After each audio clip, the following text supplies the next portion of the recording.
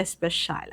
Masami ka ba lang nga naga-like o kung naga-heart sa mga pictures sa mga babayi sa social media?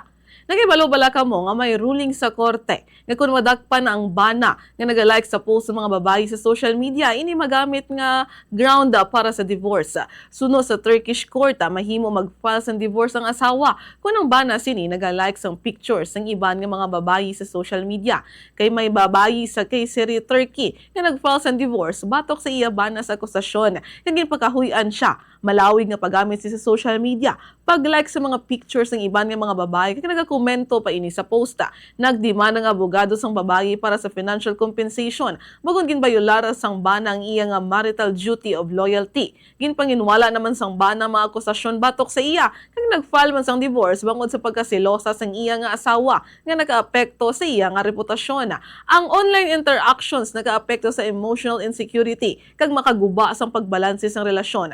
Payag pa sang korte ang pag-like sang lalaki sa pictures ng iban nga babayi makaguba man sa pagsalig sang yara sa relasyon.